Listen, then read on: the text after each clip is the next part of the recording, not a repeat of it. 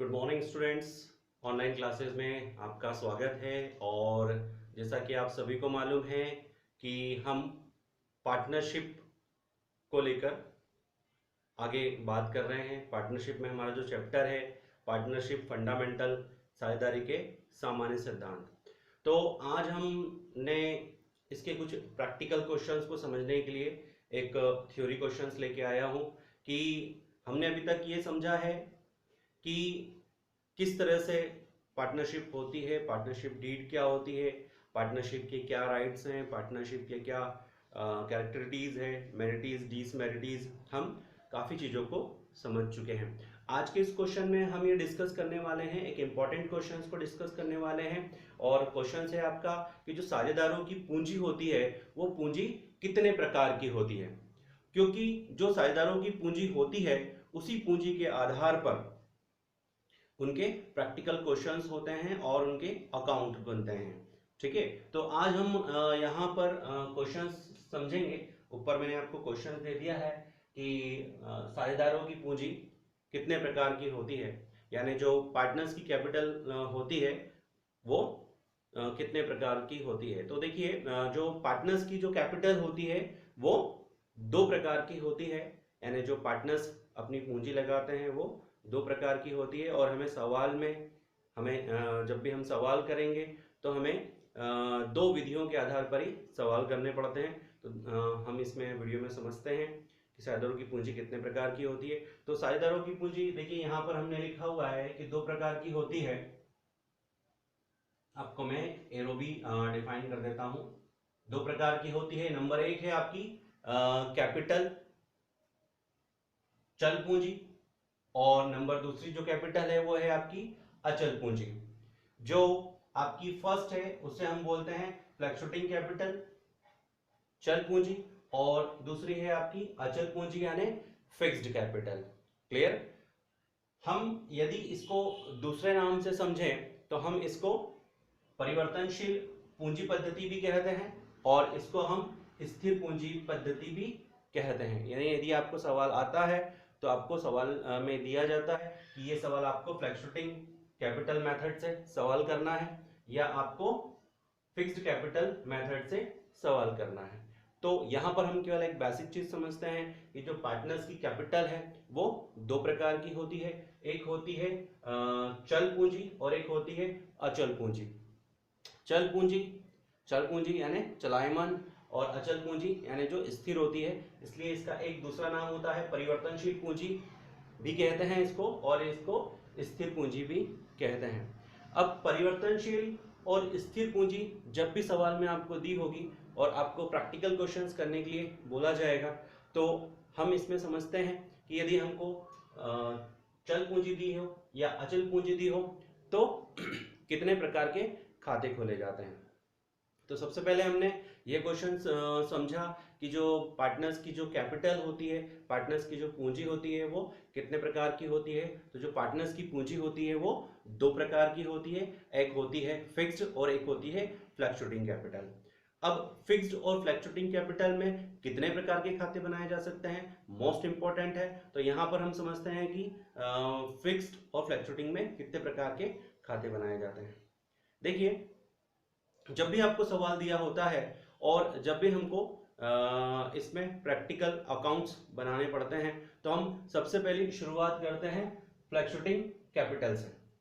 परिवर्तनशील पूंजी पद्धति को पहले हम अपनाते हैं और परिवर्तनशील पूंजी पद्धति में जो साझेदारों के खाते बनाए जाते हैं, यहाँ पर मैंने आपको डिफाइन कर दिया है कि परिवर्तनशील पूंजी पद्धति में जो साझेदारों के खाते बनाए जाते हैं वो दो प्रकार के बनाए जाते हैं। नंबर एक, साझेदारों का पूंजी खाता। नंबर एक, साझेदारों का पूंजी खाता, पार्टनर्स कैपिटल अकाउंट। नंबर दो, लाभ हानि समायोजन खाता, profit and loss appropriation accounts. वैसे जब भी हम सवाल करते हैं तो सबसे पहले हम जो खाता बनाते हैं वो खाता बनाते हैं लाभ हानि समायोजन खाता, profit and loss appropriation account. Profit and loss appropriation accounts जो होता है यह इस चैप्टर्स की जान कहलाता है। यदि आपको इनके प्रैक्टिकल क्वेश्चंस को समझना है तो सबसे पहले आपको profit and loss appropriation account को समझना पड़ेगा।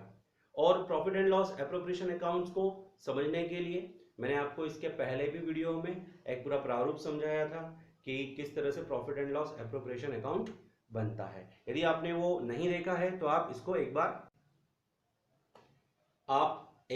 Profit and loss appropriation accounts के जो फॉर्मेट मैंने आपको समझाया था उसको एक बार आप रीड कर सकते हैं, और उस फॉर्मेट के आधार पर ही हम इन क्वेश्चंस को कर पाएंगे। तो हमने यहाँ देखा कि हमने सबसे पहला जो अकाउंट बनाया profit and loss appropriation account बनाया, जिसे हम बोलते हैं लाभ हानि समायोजन खाता। क्लियर। देन दूसरा हम अकाउंट बनाते हैं पार्टनर्स कैपिटल अकाउंट, साझेदारों का पूंजी खाता। क्लियर। तो यहाँ पर हमने दो खाते बनाए। दो खाते किस पद्धति के अंतर्गत बनाए? हमने आपकी फ्लक्चुएटिंग कैपिटल जो आपकी चल पूंजी है, जो आपकी चलायमान पूंजी है, उसके अंतर्गत हमने दो प्रकार के खाते बनाए। Number 1 profit and loss appropriation account, लाभ हानि समायोजन खाता, और नंबर 2 पार्टनर्स कैपिटल अकाउंट, साझेदारों के पूंजी खाते। क्लियर। अब इन केस यदि पार्टनर्स की पूंजी आपकी फिक्स्ड होती है और सवाल आपको फिक्स्ड कैपिटल पे दिया जाता है और आपसे पूछा जाता है कि आप इसमें अकाउंट बनाइए, तो जब भी आपको in case of fixed capital दिया है तो आपको how many accounts you will be create, तो they are 3 types of accounts आपको बनाना पड़ेंगे। वो 3 टाइप्स ऑफ अकाउंट्स कौन कौन से होते हैं, चलिए हम आपको इसमें समझा देते हैं। तो जब भी हमारी जो कैपिटल होती है वो फिक्स्ड होती है तो फिक्स्ड में आपको 3 प्रकार के खाते बनाने पड़ते हैं। वे 3 प्रकार के खाते कौन कौन से होते हैं? देखिए हम क्वेश्चन आता है आपको कि स्थिर पूंजी की दशा में कौन कौन से खाते बनाए जाते हैं, है ना। तो देखिए यहाँ पर दिया हुआ है स्थिर पूंजी की दशा में 3 प्रकार के खाते बनाए जा सकते हैं, है ना। यानी इन case of fixed capital you will be made for 3 accounts. Number 1 profit and loss appropriation accounts, लाभ हानि समायोजन खाता। अब देखिए लाभ हानि समायोजन खाता पहले नंबर पे बनेगा, और यदि हम यहाँ की बात करें फ्लक्चुएटिंग कैपिटल की, तो यहाँ भी हमने फर्स्ट बनाया था profit and loss appropriation account, यानी यहाँ पर भी फर्स्ट नंबर पर अकाउंट लाभ हानि समायोजन खाता बन रहा है, और यहाँ पर भी लाभ हानि समायोजन खाता फर्स्ट नंबर पे बन रहा है। चलिए आगे बढ़ते हैं। यहाँ पर हम देखते हैं दूसरा खाता हम बना रहे हैं साझेदारों का पूंजी खाता, पार्टनर्स कैपिटल अकाउंट। क्लियर। ठीक है। यहां पर हम कंपैरिजन करते हैं, तो यहां पर भी हम देखते हैं कि हमने जो दूसरा खाता बनाया था वो साझेदारों का पूंजी खाता बनाया था, पार्टनर्स कैपिटल अकाउंट बनाया था। अब हम आगे बढ़ते हैं कि तीसरा अकाउंट कौन सा होता है? तो जब भी आपकी पूंजी फिक्स्ड होती है तो आपका तीसरा खाता होता है साझेदारों का चालू खाता, यानी partners current account. Clear. Partners current account. चलिए हम एक शॉर्ट व्यू में रिवीजन करते हैं कि यदि पार्टनर्स की कैपिटल हमको फ्लक्चुएटिंग दी होती है, हमको चल दी होती है, तो हम 2 प्रकार के खाते बनाते हैं। Number 1 profit and loss appropriation account, लाभ हानि समायोजन खाता।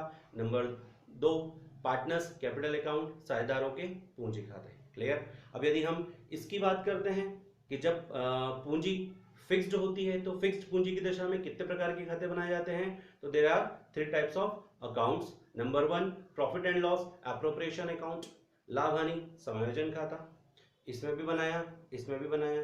नंबर 2 पार्टनर्स कैपिटल अकाउंट, साझेदारों की पूंजी खाते, आपने इसमें भी बनाया और इसमें भी बनाया। क्लियर। नंबर तीसरा अकाउंट, जो अकाउंट बढ़ जाता है उस अकाउंट का नाम है पार्टनर्स करंट अकाउंट, यानी तीसरा खाता इसमें बढ़ रहा है पार्टनर्स करंट अकाउंट। क्लियर। यानी यदि हमने इस चैप्टर में इस वीडियो में ये समझा कि जब भी आपको साझेदारों की कोई पूंजी दी होगी और उस पूंजी के आधार पर आपको खाते बनाने के लिए बोला जाएगा, या तो आपको स्थिर पूंजी दी होगी या आपको परिवर्तनशील पूंजी दी होगी। तो चाहे आपको सवाल स्थिर पूंजी से अकाउंट्स बनाने के लिए आए या आपको परिवर्तनशील पूंजी से अकाउंट्स बनाने के लिए आए, हम ये देखते हैं, हमने ये देखा है कि इन दोनों कंडीशन में एक खाता कॉमन बन रहा है। कौन सा खाता कॉमन बन रहा है? तो देखिए यहां पर आपका profit and loss appropriation account, लाभ हानि समायोजन खाता इन कंडीशन ऑफ फिक्स्ड कैपिटल में भी बनाया, और यहां पर हमने इन केस ऑफ फ्लक्चुएटिंग कैपिटल परिवर्तनशील पूंजी की दशा में भी हमने profit and loss appropriation account बनाया। यानी हम कह सकते हैं कि पूंजी चाहे कोई सी भी हो, चाहे स्थिर हो, चाहे परिवर्तनशील हो, सबसे पहले आपको profit and loss appropriation account बनाना होगा, और उसी के बाद या उसी के आधार पर हम ये कह सकते हैं कि उसी के आधार पर ये दोनों खाते बनते हैं और इसमें दूसरा खाता बनता है, इसमें 2 खाते बनते हैं और इसमें 3 खाते बनते हैं। तो ये एक महत्वपूर्ण क्वेश्चन है, ये क्वेश्चन टुकड़ों में भी आता है और ये क्वेश्चन आपके प्रैक्टिकल क्वेश्चंस के लिए भी जरूरी है कि साझेदारों की पूंजी कितने प्रकार की होती है, और स्थिर पूंजी की दशा में in a case of fixed capital, in a case of fluctuating capital, how many account will be made, आप कितने प्रकार के खाते बनाएंगे। तो यहाँ पर हमने इस क्वेश्चंस को समझा।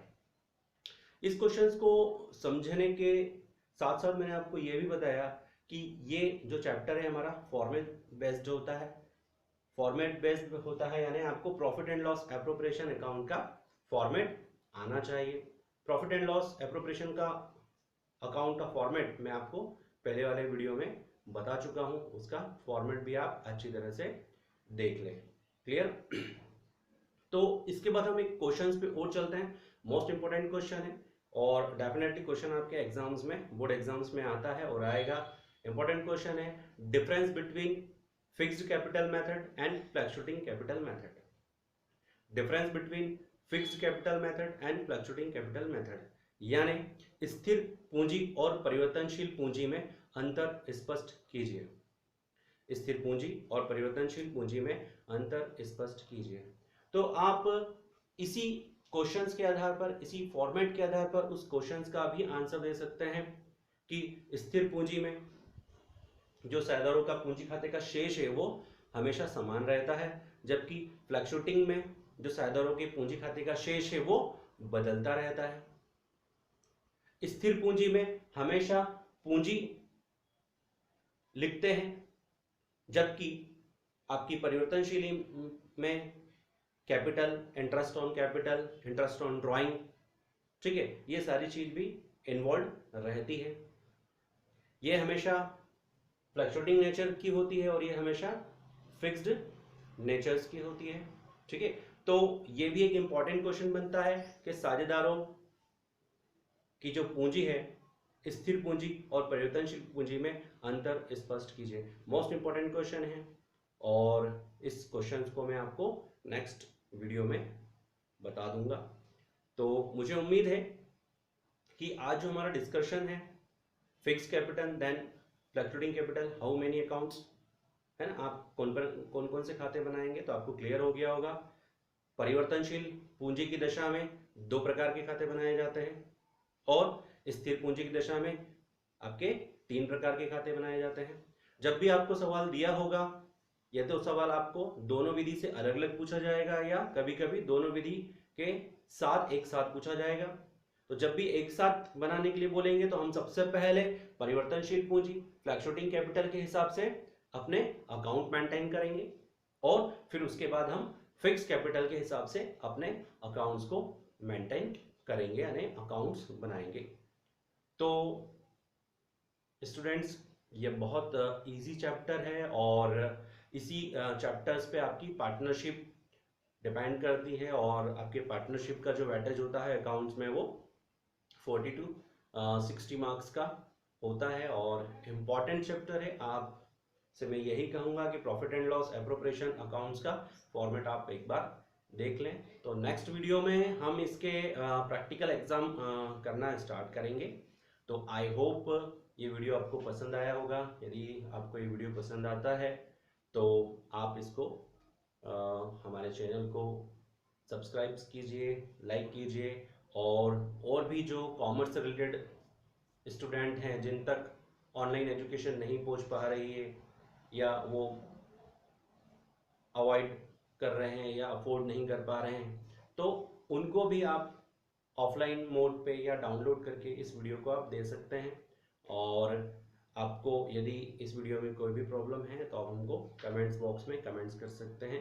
आपकी जो भी समस्या आएंगी हम उसको समाधान करने का प्रयत्न करेंगे। और यदि आपको कोई क्वेश्चंस, कोई थ्योरेटिकल या प्रैक्टिकल क्वेश्चंस नहीं आता है तो उसकी भी इंफॉर्मेशन आप हमको दे सकते हैं, हम उसका सॉल्यूशन आपको बता देंगे। तो इस वीडियो में इतना ही।